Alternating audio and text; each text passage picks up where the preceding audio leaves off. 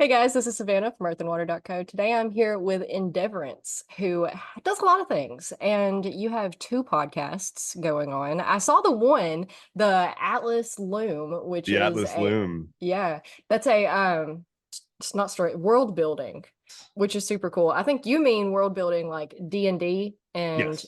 gaming, like not platforms per se, but yes, platforms like the world in the game, right? Because you have software development backgrounds and all of that. Yes. Yeah.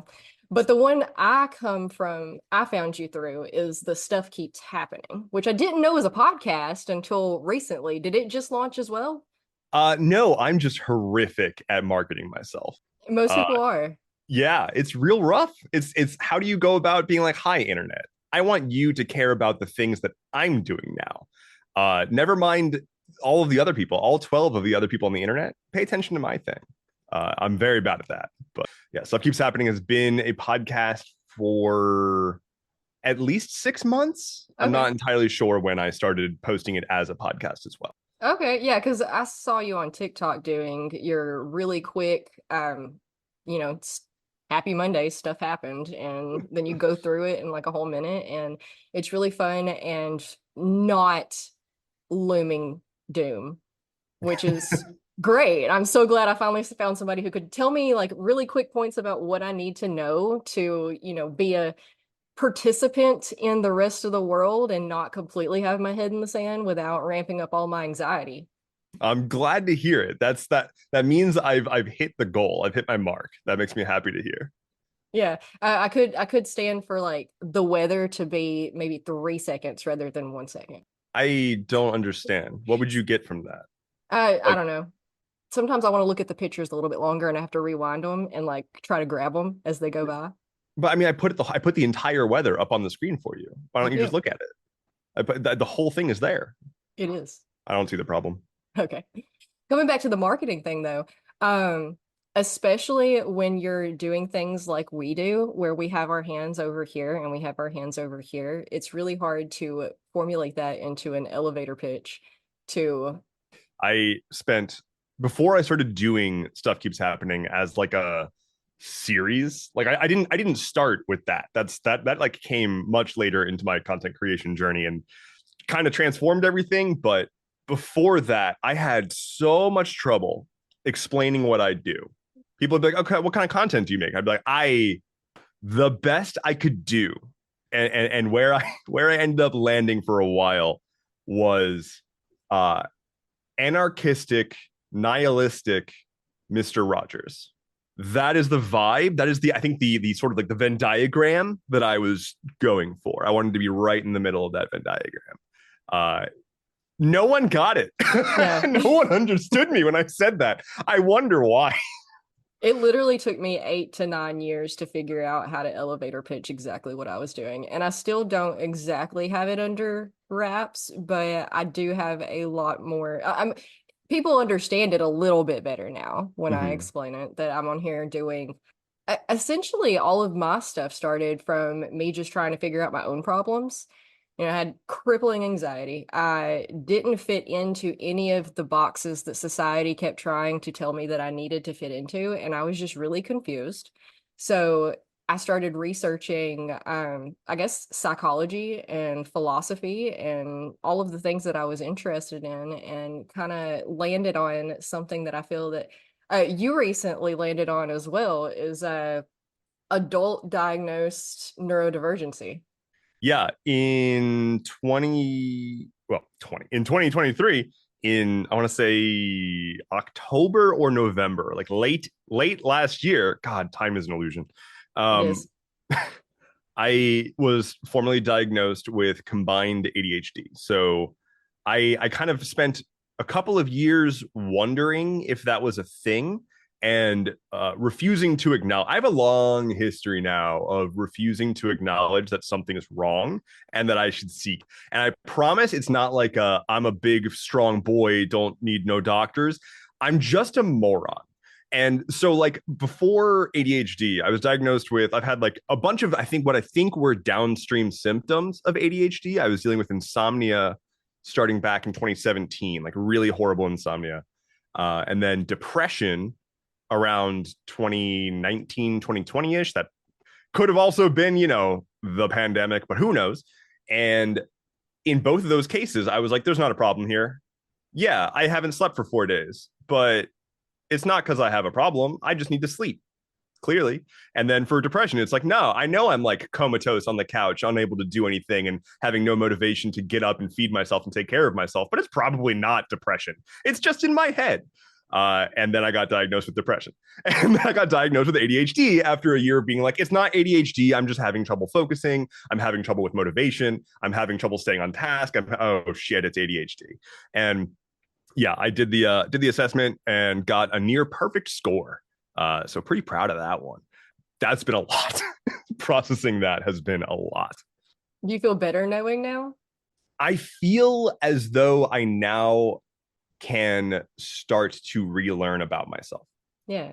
And that is going to be, I think, my biggest theme for 2024 is exploring what the hell it even means to be me now.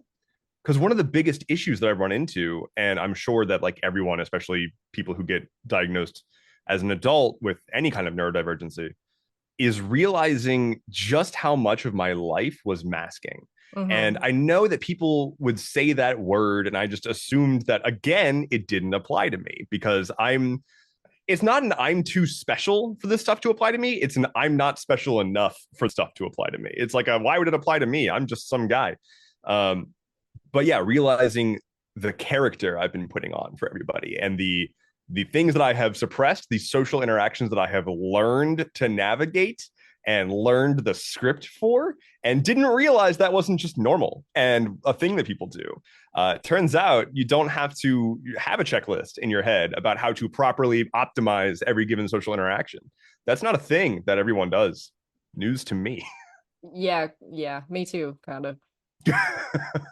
And yeah, so exploring what life looks like without a mask is what I'm very interested in right now in my life and have no idea how to do that. Like, I am so ill equipped to answer the question, who are you? I can tell you who the version of me that most people in my life expect to see when they see me is. Mm-hmm. I can tell you the version of me that I have to put on to prevent raising alarms with people who are in my life just in general. Mm-hmm. Couldn't tell you who I am underneath that. That's going to be a project. It is. It's a lifelong project too, because we're always changing as well. Every piece of information we come in contact with, every world news thing that happens, every interaction with people and books and entertainment, everything affects us in a different way and changes us just a little bit, tweaks the scale a little bit more. And it changes back. It oscillates too. It Like does. this like literally 2 nights ago, I rediscovered a cache of music that I made like a decade ago. I spent a little while like messing around as a DJ, just hobbyist, not professionally. What genre? Yeah, mashups, like Okay. lots of like hip hop, rock, pop mashups. I really love just taking samples, throwing them together, and making a new song. Love it so much. And I discovered a big trove of old mashups that I did then, and I know that I've stumbled upon these files, once every few years, and most of the time when I went back and re-listened to this old stuff, I was like, this is terrible. This is horrible. What was I thinking? But this time I was listening to it, I was like, this slaps. This rules. Like, it's got rough edges. It's got some problems. It's got stuff that doesn't work. But it was 10 years ago, and this rules. Like, it's just cool this exists. And I'm so happy that I've kind of come back around on all of that, because it's so nice to go back and look at something you did in the past. Almost exclusively, I look at my past and I wince.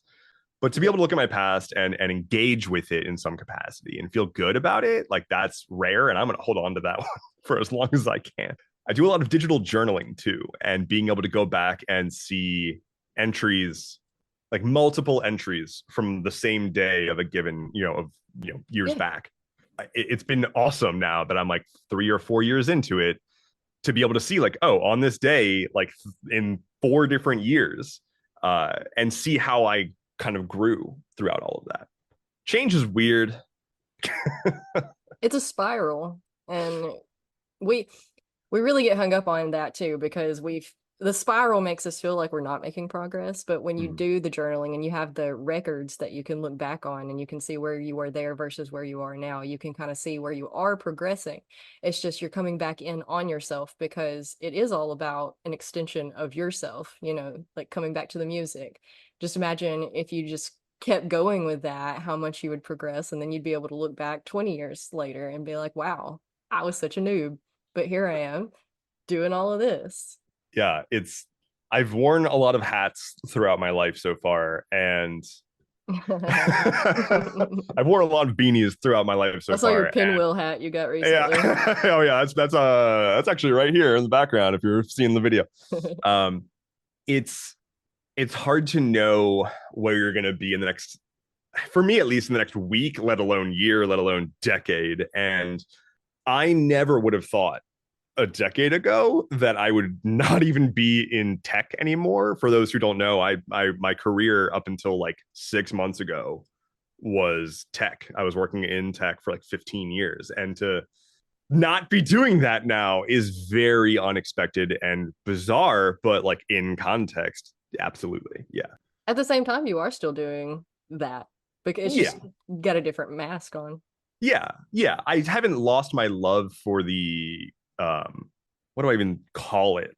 The craft Hmm. of building software. I like programming. It's fun, it's practical. Literally today, talk about neurodivergence. Whenever I have to go on a trip and come up with a packing list, it's just impossible. I can't do that. It's so hard. And it's the same thing every time. You would think that I could just pre-write a packing list, like a master packing list, and pull that up when I go to pack for whatever trip and modify it to fit the trip. To Hmm. me, that is as much, if not more effort Hmm. than making a new list every time. And so, literally this afternoon, I was a little bored. I had an idea rattling around my head. I wrote myself a little program that asks me some questions about my trip and produces a packing list.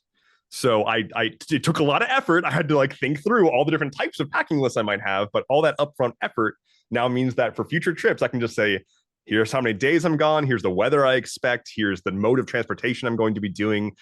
Do you or do you not need your laptop? Stuff like that. Is this going to require professional contacts? So I need to like bring my business cards, stuff like that. And then it just dumps out a complete packing list based on all those questions. And like that's great. It's so cool that I can do that. Completely useless to literally everybody else on the planet, I don't but know. I like it, I and mean, it's if going to it's help me a lot. tailored specifically to you, then it It's probably tailored is. specifically to me. Yeah, Yeah, yeah. No, but I that's a good idea though to expand upon because I agree completely. I've tried to make so many lists and I pull them up on Canva and I'll make a really nice pretty list, but then I end up with like 15 of them because okay, so now I have a list for kayaking. It's just a day trip kayaking. Oh, is it just the grown-ups or are the kids going? Are we camping? Okay, are we taking the camper camping or are we primitive camping? Because we do both. Okay, if we're primitive camping, are we packing everything on the kayak and camping or are we having a station like so we can bring the big tent and stuff because and it's just a lot. yeah, yeah. That I it's fun that you mentioned camping. That's one of the questions is like, what type of trip is it? Are you going to be staying in a city, in a rural area, or are you going to be like straight up camping? And that changes between like, do I need to bring like a first aid kit, or do I need to bring earplugs for like traffic noise or something? Like each one has its own necessities, and that these are all the things that I have to think through before I can actually start packing. And I just don't like to overpack. I'm not the Me kind of either. person that's going to pack like a massive. I don't check bags if I can help it at all, Mhm. and I don't want to. I want to pack as little as I possibly can to be as comfortable as possible, and so I want to optimize for that every time. And striking that balance is exhausting. So, It is, and it's hard because underpacking is so easy to do. That's what mm-hmm. we hit most of the time. It's like, oh man, we didn't bring enough food. We didn't bring enough clothes. Yeah, I tried to remind myself that in those cases, if I'm going to be in like a town, it's like okay, they probably have a store there.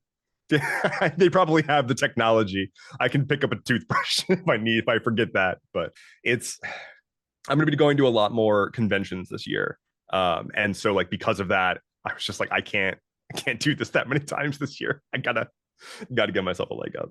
Yeah, I And so wonder. yeah, I love the actual act of building software, building tools, making like using computers for the purpose that they were invented for, right? Mm. And that's actually kind of where I started with content work too. Was I talked a lot more about technology from a non pretentious, hopefully, tech bro-y perspective. Like I, part of the reason that I burnt out so hard from working in tech was being surrounded by tech bros. Like I just don't operate that way. I don't have a Sigma grind set, and I don't see everything in terms of pure numbers. It's not about it's not an optimization problem for me. It's a building something cool that people like problem for me. It's a much more human thing.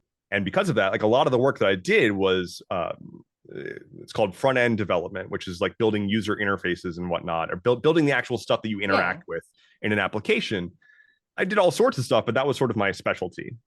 And I did that because I wanted to make things that felt good to use. I wanted to make software that people didn't, at least didn't hate. Mhm. And it took a while for me to get to a place where I was building software that people didn't hate, because just sometimes you just work at a company and people hate the company by default, so you're just screwed. But it's it's really amazing the feeling of construction that you can get from building a thing on a computer. It's like a superpower. It's so hard to describe because you can go from I want to make this thing happen that might even involve like manipulating a computer across the world or sending messages to people in a completely different time zone or whatever, like unimaginable things just 50 years ago. And I can just Mhm. sit down on my computer with a cup of coffee and just write some stuff, just type on my keyboard, and then suddenly I'm doing amazing things. And I think that's so cool. In the same way that like I know nothing about like chemistry,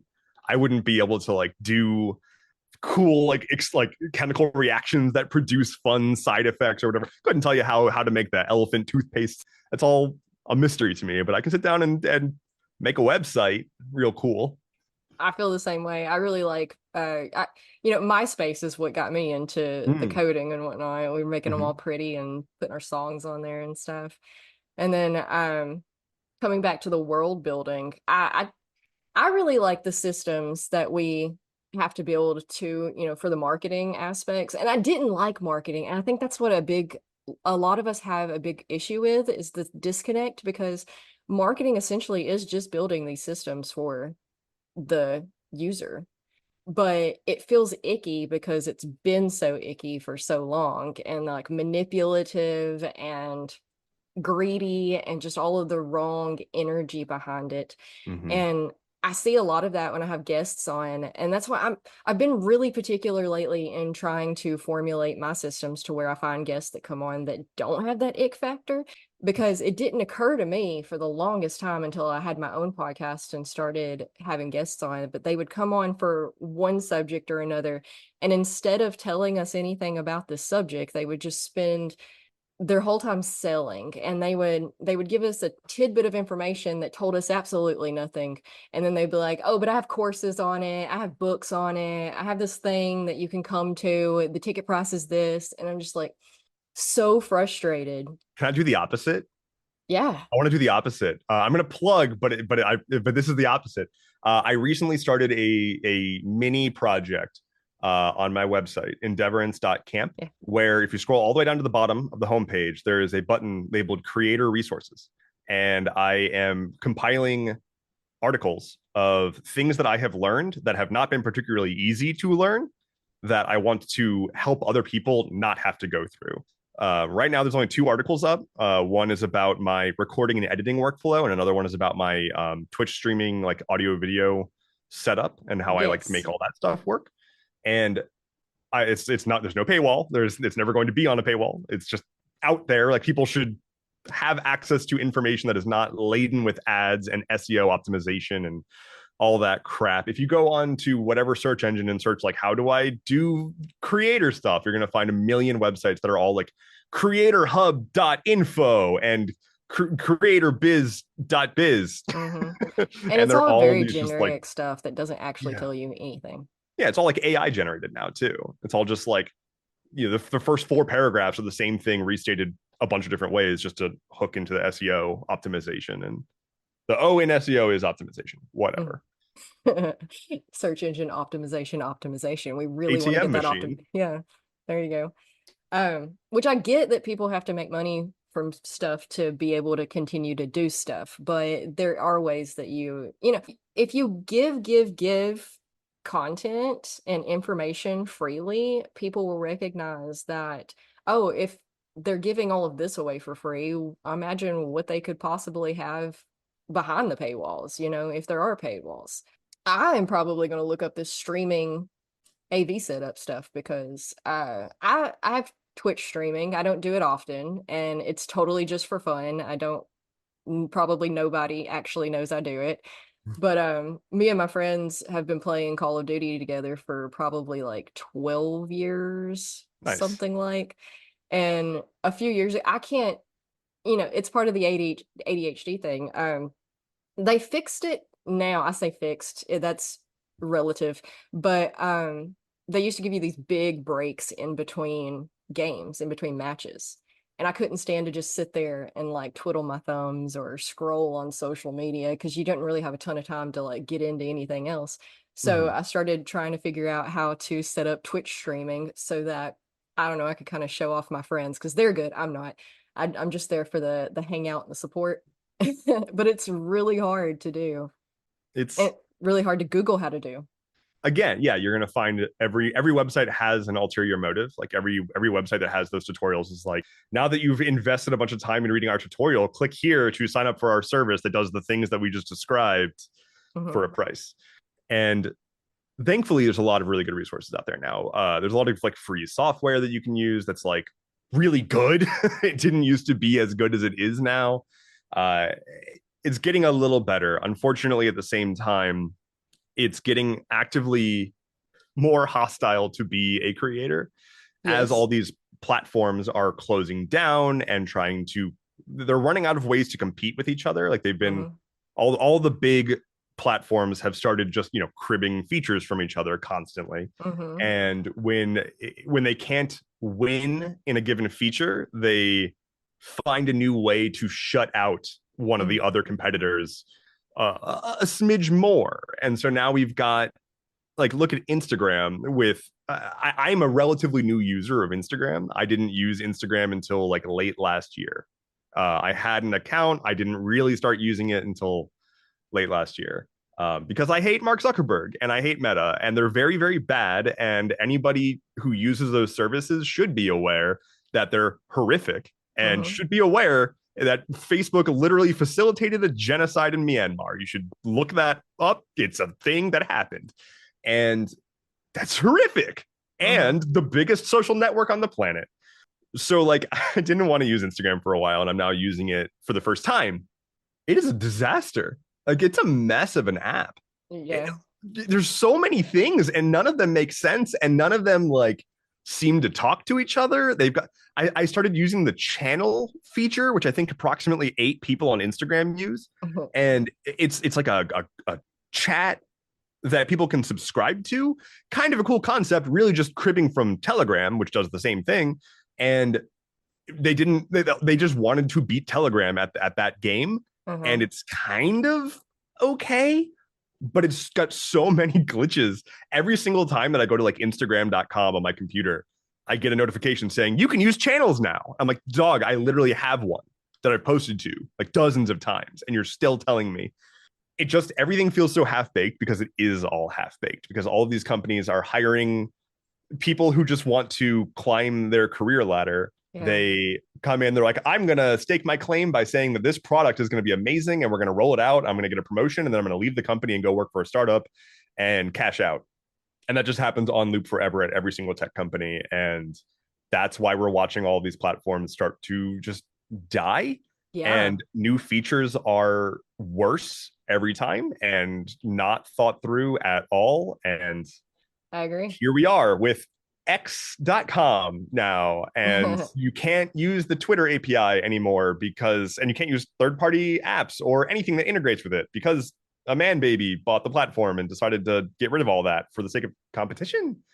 And then now other platforms are following through. And so it's just, we're watching the openness of the web go away because we've reached critical mass of most notable shit on the internet is owned by like one of four companies. And they are now in the end game of that. And so they're saying, how can we maintain our user base while shutting out the competition as much as possible without pissing off our user base too much? I got on the topic of being mad about big tech and I didn't stop talking there for a while. No, it's okay. It always feels longer than it actually was. When you rewatch it, you'll be like, oh, I only went on for like 2 minutes. It's fine. No, I agree completely. It's really frustrating being just a regular person over here and being like, man, I could do better than this. And how many people do you have working for your company? Out of Like control. the background of Facebook, like the business side, like it's completely separate and it's just a complete nightmare trying to navigate. Yeah, or I mean, like look at Amazon, right? Like just an actual disaster of a website in terms of design, but it's kind of actually intentional. I don't know. The second that you go behind the very first layer of like veneer, everything is just in Elmer's glue, and it's really upsetting. I feel like a lot of that stuff is collapsing though. You know, we're hitting a place where we're recognizing that it's all crap and we want more of a quality over quantity aspect. So I feel like in the long game, because a lot of people do just play the short game with all of this stuff, and they're not worried about, how I develop this now, how is that going to integrate later as the technology develops, as laws progress, as the world progress, that kind of thing. And it is eventually going to fall apart. It's unsustainable in a lot of ways. And I think we will eventually, unless an EMP takes us out, or like We can only solar hope. flares. Honestly, though, I mean, I live online. Online, the internet has been my savior in 1,000 different ways, a million different ways. I would not be here probably if it wasn't for that. I just would not have been able to cope with the world and where I'm located physically. So I had to find other people that made me feel like I wasn't crazy and there wasn't something wrong with me, going back to the neurodivergency thing. Um, but at the same time, like, man, I kind of feel like now I'm at a place where I'm okay if it collapses. That would actually take a lot of stress off of me, a lot of anxiety. I can't tell you how many times as a developer working in tech, I uttered the phrase computers were a mistake. And everyone that wasn't just like another tech bro, like anyone, there's still a lot of like normal good people working at tech companies. It's not entirely tech bros, Sure. it's just It's they're like the every loud other ones. industry. And the normal people in tech, every single one of them has some sort of exit strategy or a dream of an exit strategy. It's very rare that you'll talk to somebody working in tech who isn't a tech bro and is like, I see myself working in tech in the next 15 years. They're all like, nah, I'm going to try to find a way to cash out and go be a farmer. Live in the Like it's almost woods. always some kind of like super tactile, living in the woods, disconnected from everything. Because I mean, part of it is that it's also esoteric too, right? Like it's all fake.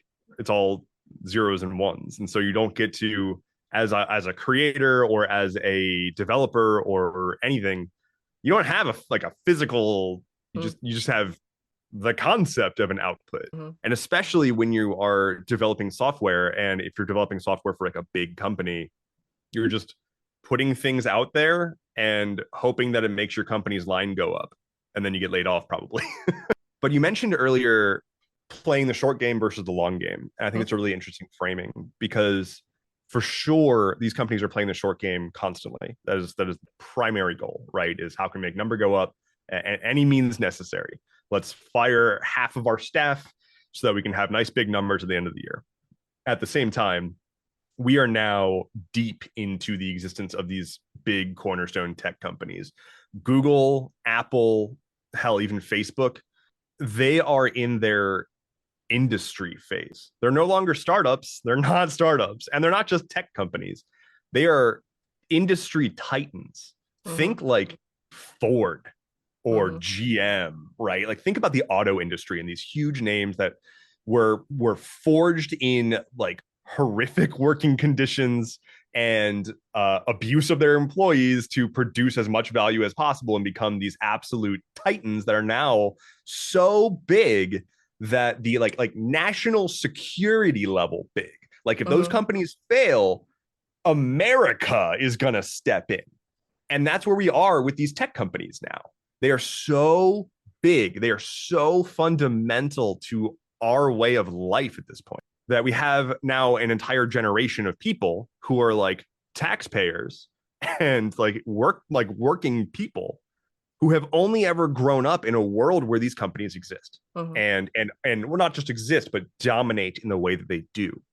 And so something I've observed a lot as especially somebody who does a lot of like current events communication is I'll mention a thing that somebody doesn't know and they have no idea how to self-service answering that question. They don't know how to leverage the tools of the internet to accomplish a task. And they need to be like complete, it needs to be like spoon fed because they are so used to, I have my apps, you know, my 5 apps that constitute the entirety of the internet in my conception of the internet. And if it's not in one of those 5 apps, then I don't know what it is. What app do I open? Right? Somebody asked me recently what I recommended for making maps for world building. Mm-hmm. And I said the exact name of the website that I used, of the software that I used. I said, it's called blah. If you search it, you'll find it. They searched the App Store exclusively, the iOS App Store and nothing else. And they came back to me and they were like, I couldn't find it. And I'm like, you absolutely can find it. I told you the name of it. The website is that.com. If you put that into any search engine, you'll find it immediately 7 times over. If you just did it in the search bar of like your phone, like the Siri search bar or whatever, you would find it. But you are programmed. You believe your understanding of how the internet works is you go to the app store and you download the app onto your phone. Mm-hmm. And if it doesn't do that, it doesn't exist. And that's where we are. Apple has succeeded. Apple, Google, Facebook, Microsoft, all of them have succeeded at reprogramming an entire generation of people into believing that the internet is contained within their systems. And so by default, they win. By default, they have removed the need, the concept of even understanding the incredible leverage that any individual internet user has, like the incredible power that anyone as a user of the internet has. The fact that it is actually kind of trivial to make a website for yourself that isn't a Facebook page or a link tree or whatever else. And I know that this is my career and job. And so to me, it's trivial, but like it is actually relatively easy to not be using those services, but people just have no interest in knowing that. Or they don't know it. They don't know what they don't know. And it's virtually impossible to explain why it's important that they do know or what they could gain by learning this new thing. Mm-hmm. Because what I would be telling them is like, yeah, you know that thing that you've been doing your whole life that's pretty easy? Well, here's a more complicated way to do a more difficult version of it. Yeah. It's insane. Like the school system didn't damage our critical thinking enough. It's almost like it was all planned and whatnot. But the disconnect is large and hard to understand for those of us who, I guess, I don't know, is it because we grew up before the internet, or is it just the ADHD that makes us want to go deeper and want to know more and want to understand and want to, like, I need more information, please. But I actually got a comment recently on stream. I was throwing together a tournament bracket and I didn't have a plan. I just went to my search engine and searched for a website that can make a tournament bracket, signed up for it, evaluated all the options it has, like made the thing and downloaded it. And someone in my chat was like, "Wow, you're really good at navigating new software." And I'm like, I just Google? do what I do when I open a new program. I look at the options and then I use it. I don't know what I don't know. Like it doesn't seem that confusing to me. But that skill set is a thing that I take for granted, and probably you as well. Like I think that there is the like millennial generation, especially like older millennials, we're already like cognizant of how life works before the internet, like before broadband became a thing for Yeah. sure. They also probably would understand what broadband means. And you had to onboard. You had to learn the skill of onboarding because it wasn't a part of your childhood, At right? all, But like now you in any grow up. way. Yeah. This is how you pull up your pants. This is how you go potty. This is how you use your iPad, right? Like those are things you learn as a child now. Yeah. That's not how it was. And I don't No. know, I'm not a child psychologist and like can't say that that's like necessarily the worst thing ever, but it does seem like at least right now we are in a place where we have lost a significant portion of sort of this like self-service like, learn how to explore the internet, be a digital citizen. Like that part Hmm. is going away and nothing is really replacing it.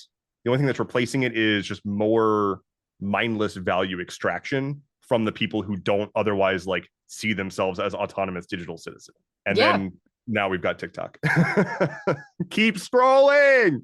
Well, I love TikTok. I I think mean, it's been a I'm a little bit. TikToker. You are. You are. But it's given us a different, I don't know, TikTok seems different in a ways that we could probably do an entire episode all on its own.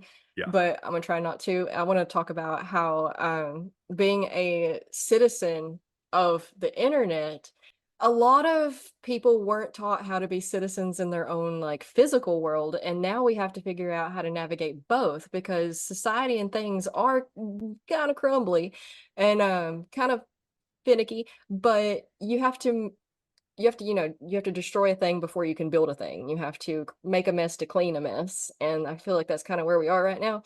And we're because everybody's, I don't want to say everybody, but most people, I would say, from my own experience and looking up zero statistics, are depressed. We're anxious. We know we're disconnected, but we don't know how to not be disconnected because couldn't be everything me. has programmed to keep us disconnected. Because and you can call me a conspiracy theorist or whatever, whatever. I feel like it's kind of been by design, but at the same time, I feel like they're not smart enough to make it by design, because if they were smart enough to design us to be disconnected and like formulate all these really complex societal things, constructions that would take, 10, 20 years to do, then their websites wouldn't be as shit as they are. So I don't know. It's so much dumber than that is the problem. There are some people who have taken active steps to essentially abuse human psychology for profit, right? Sure. Like that's what there's a concept called dark patterns that is like the most probably prevalent form of that. A dark pattern is a user interface design choice that subliminally nudges you towards doing something that the website wants you to do. A great example, like the keynote example, is you get a pop-up, click here for whatever, and the X is super, super tiny and faded, and Hmm. you can barely see it. And maybe you tried to click directly on the X and it just didn't work and it clicked on the ad instead. Like Hmm. that's a dark pattern. That is intentional. That wasn't a mistake. Hmm. And that's like a very small individual level. At the grander scale, there's trying to make it like take Apple trying to do a walled garden, trying to make it as difficult as possible for third parties to come in and offer Hmm. alternative services. You must use their services if you want to play this ball game. And for a lot of people, they don't care because Hmm. for a lot of people, again, Apple Music is music. Well, actually, for most people, Spotify equals music, but for a while it was Apple Podcasts equals podcast. Hmm. Again, now it's Spotify.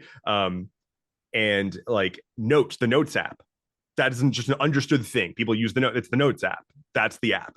And like, if you told people like, oh yeah, I use a different Notes app, they're like, there's a different note. No, it's just a note. It's just notes. What are you talking about? Like, they've they just want to keep you in their ecosystem, and Hmm. they are, aside from that, largely just doing the same playbook over and over again because it's just the same executives from every company Hmm.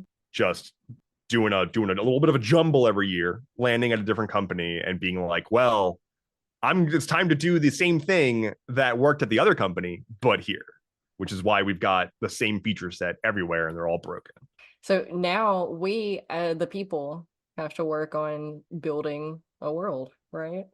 There's a really interesting I don't know what to call it, a network. So a lot of people have probably heard about Web3 and crypto and whatnot, right? Hmm. Um, that was all nothing. It's just tech bro voodoo snake oil. Like it's nothing. Don't let anybody ever tell you it's not nothing. It's nothing. Um, I will fight someone. Uh, but what they were going for was decentralization. That was the big uh what's the word I'm looking for? What's a fancy word? The big keyword? Buzzword. That was the Buzzword. buzzword that they were going Okay. for, was decentralization, which just basically means identifying that Google, Apple, Facebook, Amazon, Netflix, they've got so much underneath them, like 95% of the internet underneath of them, right? Mm. That is centralized services by Google, by Apple, by whoever else. What if we could have services that just sort of exist on the internet, not really owned by anyone, and could all like interoperate? That's what they were kind of going for with Web3, and they're still trying to claim as a thing, and it's not a thing, and I will fight somebody. And instead, there is another way to go about the same thing, which is, again, we have lost the understanding of like how the web works for most of the common users. The web originally was the idea was that for each user you would have like a homepage, and your homepage would just be, it would be the equivalent of like your social media profile. You could put whatever you wanted on there. It's your homepage. It didn't matter. There was no terms of service. There was no, you broke our rule, and so we're going to deplatform you. It's your website. You do what you want with it. The internet by design, is decentralized. The only reason that it has Mm-hmm. become centralized is because of capitalism.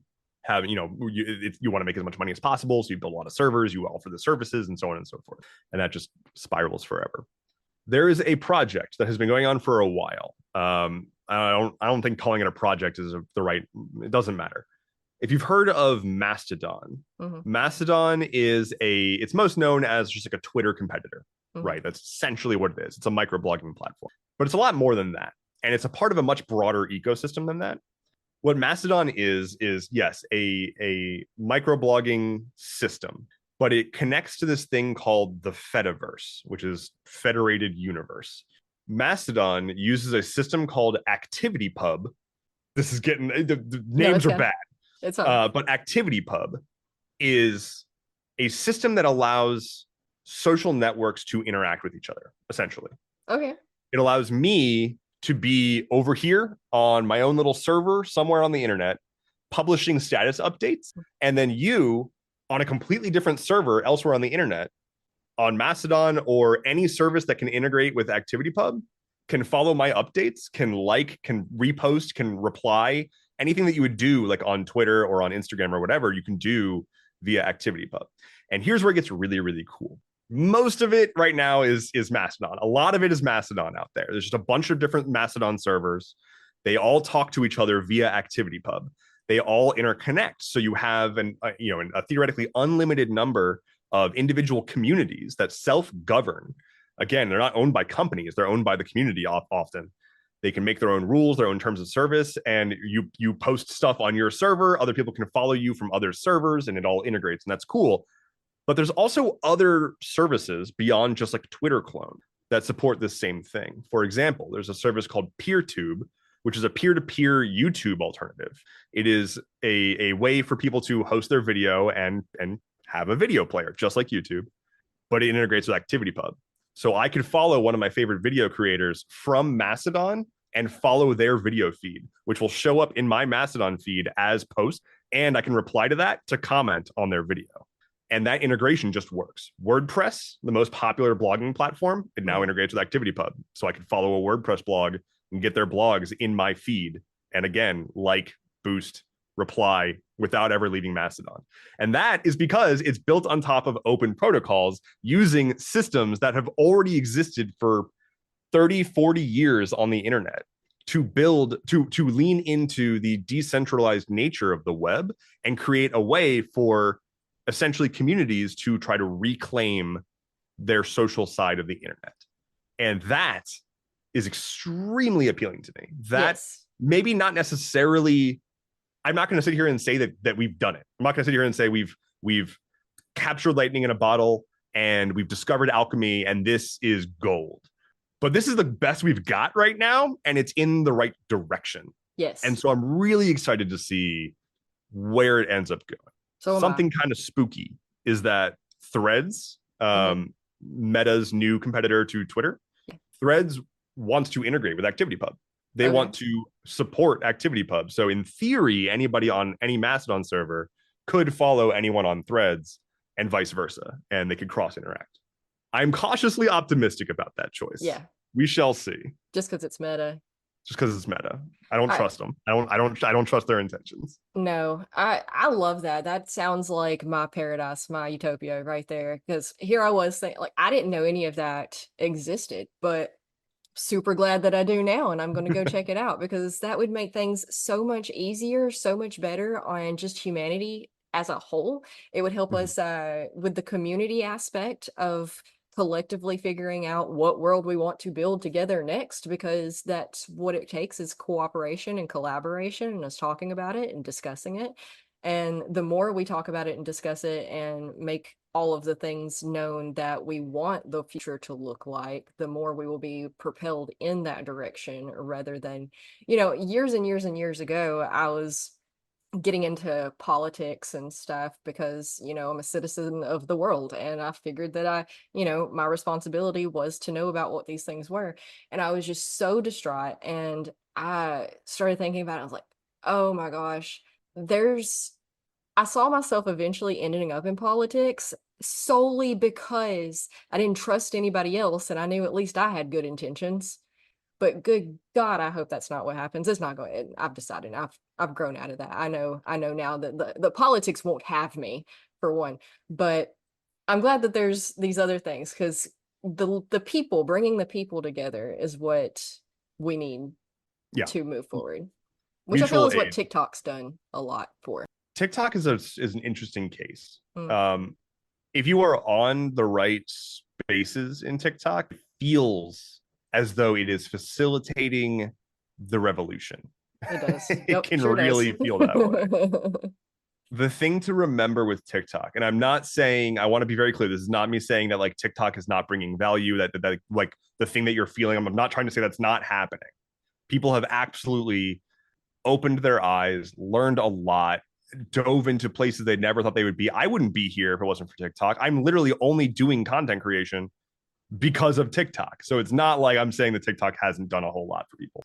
But you do also need to keep in mind that for each user, there is their specific niche. Mhm. And so for every super thoughtful, open minded, pushing us forward, consider how we could completely rework society, like niche and video and creator and comment chain, there is someone on the exact opposite side being served completely inverted content, feeling the same way, saying, wow, TikTok has really allowed us to connect with each other and has opened my eyes.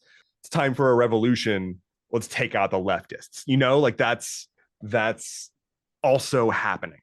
I agree. And it's kind of spooky.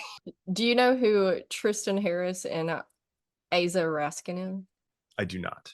Okay, they did an episode with Joe Rogan recently on AI and the tech world and how it has been formulated to give you the feed that promotes the most reaction from you so that you stay there longer.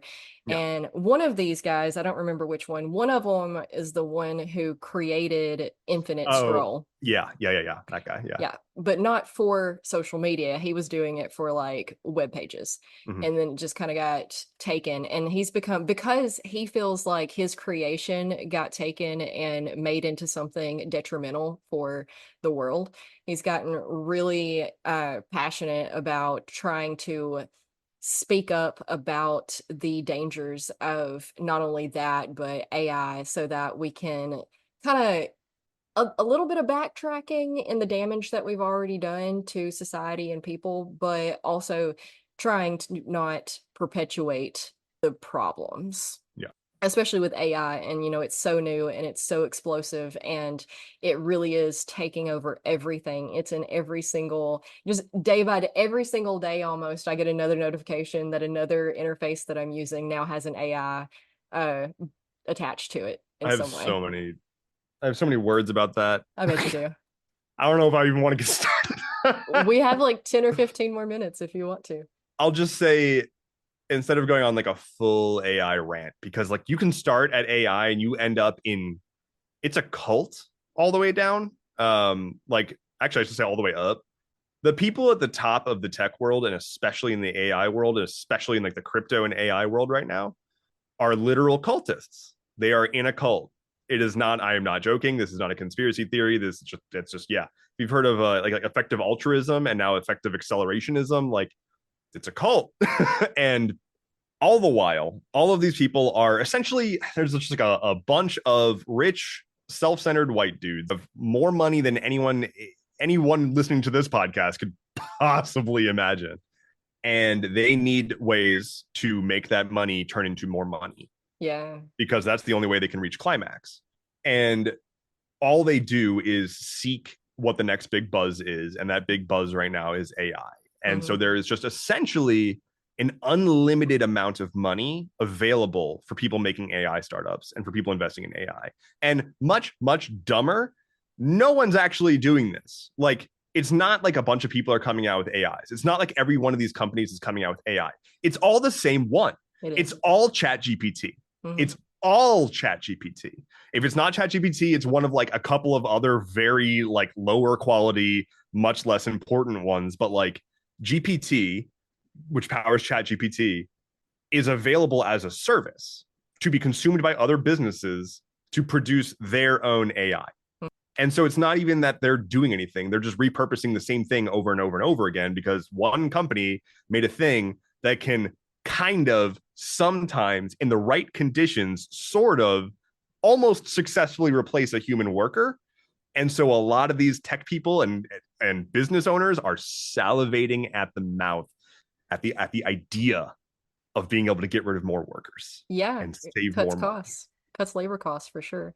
I love it. I love to play around with AI, and it's totally cannot replace people. That's been a big thing is that people think they're going to replace jobs, and they may. They still need some supervision right now, though, so we're not there yet. They're going to Thank replace God. jobs before they're ready, and it's going to be disastrous. That. And they're already doing that. And like I was on Threads recently and saw a person unironically calling themselves a writer, like a journalist, and they were posting a thread about the things that they have learned to optimize and get the most realistic readable articles to be pumped out by ChatGPT. And so they're like, if you're also a writer and you want to get the most realistic articles coming out of ChatGPT, here are some tips and tricks. And all the replies were just like, or you could just fucking write an article. Like, you say you're a writer, right? Like you could write an article. And somebody else was like, one random commenter made a very salient point. If you couldn't be bothered to write this article, why should I be bothered to read it? Why should I read an article that you asked a computer to make up? I don't care. I don't care to read that. It's not going to have anything in it that's interesting. It's going to, at best, be kind of fanciful Mhm. and almost definitely be incorrect. It's a mess. AI is an interesting thing, and it's been around for a lot longer than people probably realize. Like ChatGPT is not the first rendition of this AI that we've even seen. It's been around for a long time, just not in a chatbot interface. But these things have been conducting medical research and predicting your traffic routes and all sorts of stuff for over a decade now. It's not like it is irrelevant. It's not like it doesn't have use cases. It's just now we put a little bit of a mouth on it and we're like, wow, you've got a lot to say. Maybe you could replace my drive-through person. It's a lot. This world that we're in at the moment, it's the old ways of doing things are shifting. And I think that it can be in a good way Mm-hmm. if we go about it in the right way. And I don't know, all of the greed and stuff that has built all of it needs to like that bubble. I want to acknowledge that this episode has essentially turned into me ranting about the tech industry That's and the okay. current state of tech. But I mean, there's a reason I left the industry, and there's a reason that I wanted to seek to make content full time. I mean, like obviously, it's a fun and creatively engaging thing to be doing, and I was desperate for some kind of creative expression and outlet. Yeah. But at the same time, I know what I've seen in the industry, and I'm not going to sit here and be like, oh, well, my purpose in life is to thwart the tech industry. Like, no, I'll rant about it and inform people, but it's not my life's purpose to be its undoing. But I wanted to out there that just went as far against what I had been seeing as I'm engaging in these platforms that I will rail against, but I'm trying to do so in a way that breaks the mold, doesn't dehumanize people, doesn't insult your intelligence. Like I'm really, really not trying to make content that uses some dumb psychological trick to hook you. Like if you like watch this to the end to learn this how I did blah blah blah. Like I'm not going to hit you with that kind of video. I would rather have your attention because I've got something that's worth saying, you know? Mm. And so difficult sometimes to stick to making content that doesn't abuse human psychology and still try to get views and money because that's how people make money on the internet. It is on But both I'm instances. trying hard. Well, I think you do really good. And the people, your vibe attracts your tribe or whatever, and people realize, people notice. You can point out, well, not everybody, I guess. Bless them. There's a difference between people who are able to pick out the people from the crowd who are in it for the right reasons and doing it with good intentions versus those who, have read the step by step on psychology and how to manipulate people into following them and stuff, like and subscribe. And as a nutshell, there's trends that work for a little while and then they'll stop working because people are smarter than people give them credit for. And that's a big problem. People need to stop treating, you're right, the whole not degrading way and whatnot.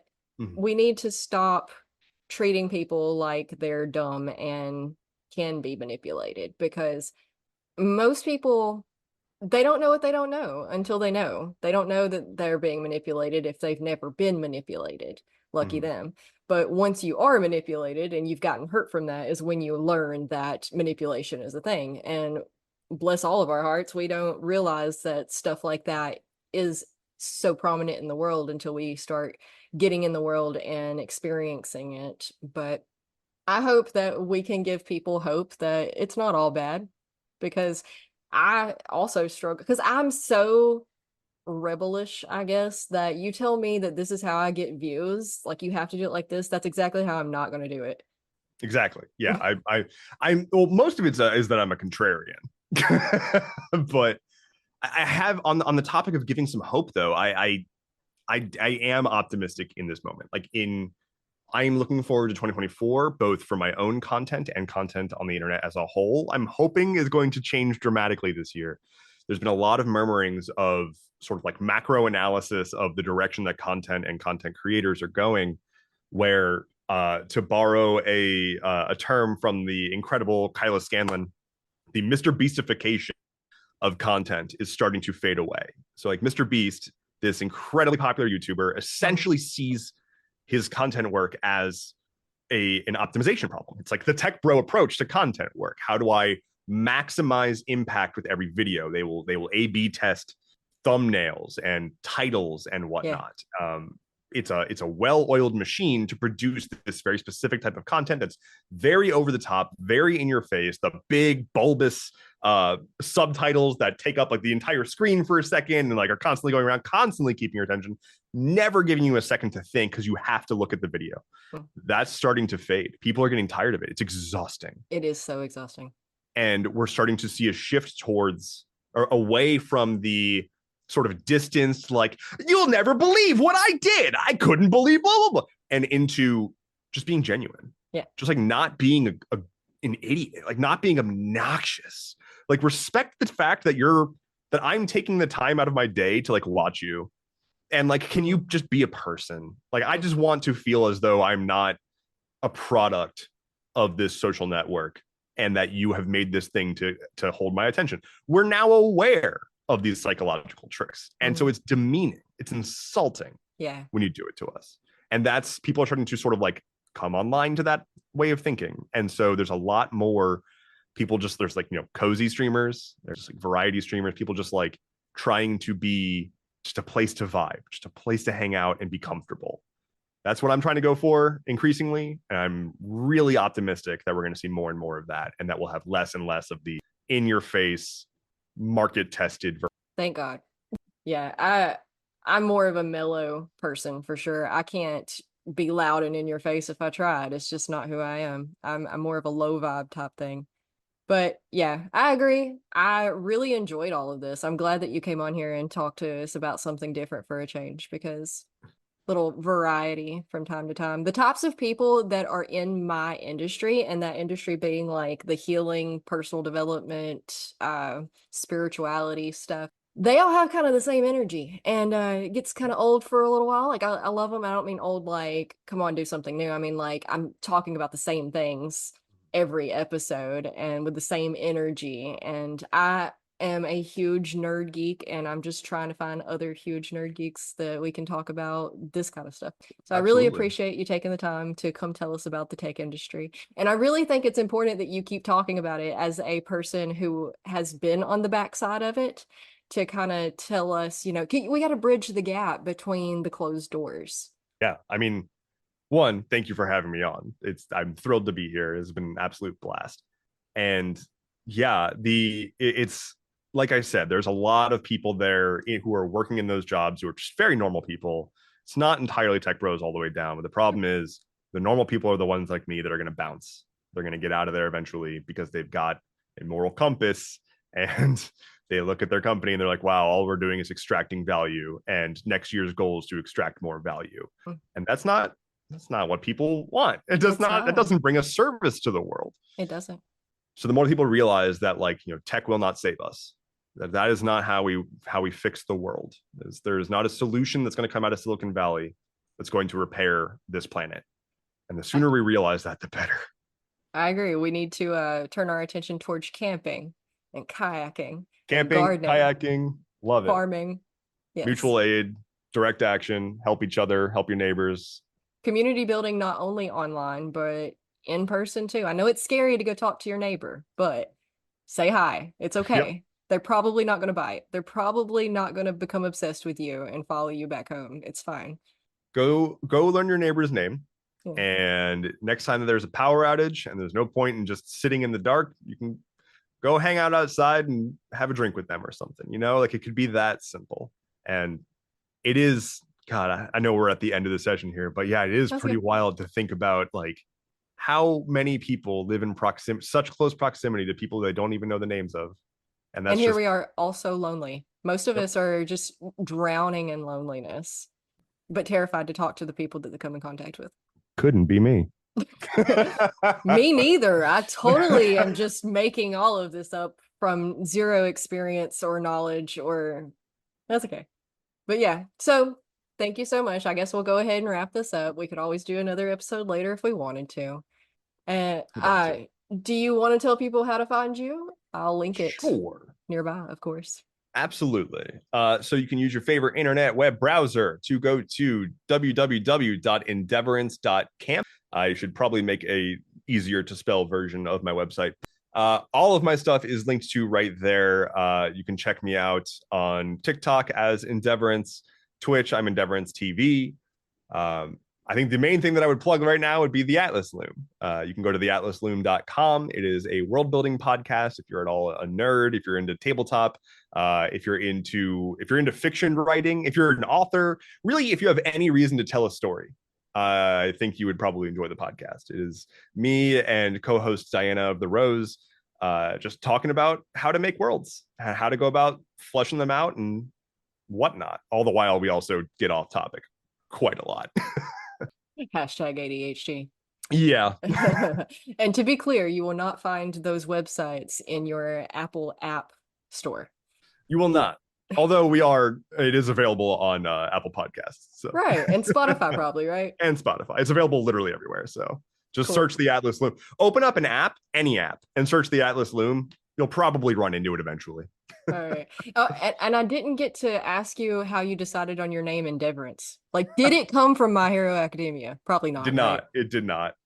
I have not seen My Hero Academia. I'm sorry. I'm a bad nerd. That's okay. Um, I, I actually get this question not infrequently, and the answer is really disappointing. I have used a different screen name for the entirety of the time I've been on the internet, which has been a long time. And I wanted to just have a clean break. I wanted to have an account where I could just be me on the internet without anybody in my life or Yeah. past life or whatever knowing who I was. And then I started doing content. I didn't make this name for content. I made this name and then started doing content like a year later. And the only criteria for this name was something unique that I haven't used before. And I literally just popped in my head. That's it. It's not a wonderful story. That's okay. Most of my stories about how I named things are about equal to that. It was Xbox generated, and I thought it was all Perfect. right, so I used it for 13 years. It's okay. Of course, of course. Well, thank you so much for being here. I'm gonna let it end, and until next time, thank you so much. Thank you. I forgot how I didn't took my glasses off, and now I can't see where the buttons are. Can't find the recording. Let's stop Can't find recording. Gosh, I've said it before, but this was one of my favorite episodes. It's okay to say that again because it's a new episode, right? So it couldn't have been one of my favorites if it didn't exist until this point. But it was raw and real and everything I hope for in the world. I got to talk about a side of me that's actually a really big side of me. I'm a total nerd geek, and being in the personal development, healing, energy work, spirituality type world, I don't really get to talk about stuff like this very often. So that was really refreshing and really nice. Let us know what you thought about the episode. Rate, review, comment, share with your friends, all of the things. If you got any tech bros in your life, send it to them and see what they think about all this. Go follow Endeavorance. He's awesome. If you want us to do another episode together, let us know. I'll make that happen. Join us in the Patreon. I got a lot of new stuff coming out soon that I'm not going to talk about yet, but I'm excited about it. And until next week, I love you so much. Namaste.